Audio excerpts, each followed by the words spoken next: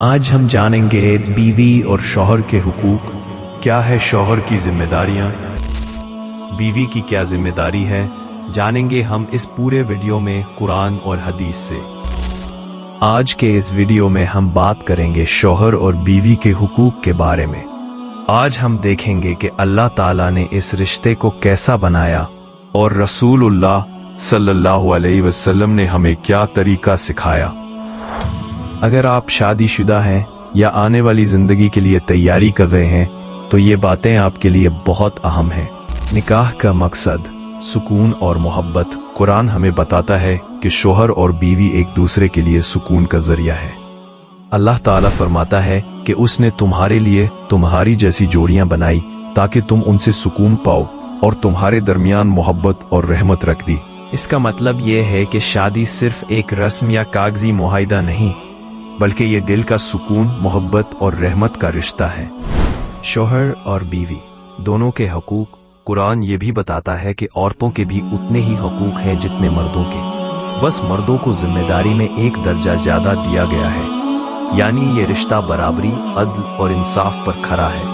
دونوں ایک دوسرے کے ذمہ دار ہیں، صرف ایک طرف کا کوئی ذمہ دار نہیں ہے۔ شوہر کی ذمہ داریاں کیا ہیں؟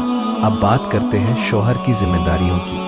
قرآن میں آتا ہے کہ مرد پر لازم ہے کہ وہ اپنی بیوی کا خرچہ اٹھائے، اس کا کھانا پینا، کپڑا، رہنا اور بنیادی ضروریات۔ صرف پیسے دینا ہی نہیں بلکہ بیوی کو عزت، تحفظ اور محبت دینا بھی شوہر کی ذمہ داری ہے۔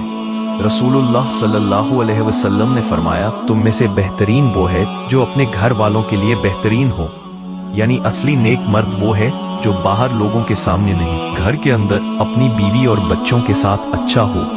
بیوی کی ذمہ داریاں کیا ہیں؟ قرآن میں نیک عورتوں کی صفت بتائی گئی ہے کہ وہ اللہ اور اپنے شوہر کی اطاعت گزار ہوتی ہیں، جو بات دیون کے خلاف نہ ہو اور اپنے شوہر کی عزت اور گھر کی حفاظت کرتی ہیں۔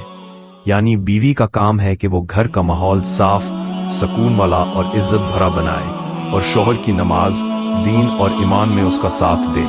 ظلم سے سخت منع ہے۔ اسلام میں ظلم ہر صورت میں منع ہے، چاہے وہ شوہر کرے یا بیوی۔ رسول اللہ صلی اللہ علیہ وسلم نے بیویوں پر ظلم کرنے سے بہت سخت منع فرمایا۔ آپ صلی اللہ علیہ وسلم نے ناراضگی کا اظہار کیا ان مردوں پر جو دن میں بیوی کو ستاتے ہیں اور رات کو اسی سے پیار کی امید رکھتے ہیں۔ اسی طرح بیوی کا بھی یہ حق نہیں کہ وہ بے وجہ ضد، ذلیل کرنا یا شوہر کی بے عزتی کو اپنا ہتھیار بنا لے۔ خوبصورت گھر کا طریقہ۔ اگر ہم قرآن اور حدیث کا نشکرش دیکھیں تو خوشگوار زندگی کا طریقہ کچھ یوں بنتا ہے۔ شوہر کے لیے محبت، عزت، نفقہ، تحفظ اور صبر۔ بیوی کے لیے عزت، وفاداری، شرعی اطاعت، حیا اور گھر کی حفاظت۔ دونوں کے لیے کامن پوائنٹ کیا ہے؟ اخلاق، معاف کر دینا اور ایک دوسرے کو اللہ کی امانت سمجھنا۔ ایک ضروری بات یاد رکھیے، آج ہم ایک دوسرے سے جس طرح بیہیویئر کر رہے ہیں، کل قیامت کے دن اسی کے بارے میں ہم سے سوال ہوگا۔ شاید دنیا والے نہ دیکھیں کہ آپ اپنی بیوی یا اپنے شوہر کے ساتھ کیسا برتاؤ کرتے ہیں، لیکن اللہ سب کچھ دیکھ رہا ہے۔ اللہ تعالیٰ سے دعا ہے کہ وہ ہم سب کو قرآن اور سنت کے مطابق اپنی شادی شدہ زندگی گزرنے کی توفیق عطا فرمائے، ہمیں ظلم، جھگڑے اور نفرت سے بچائے اور ہمارے گھروں کو سکون، محبت اور رحمت سے بھر دے۔ آمین یا رب العالمین۔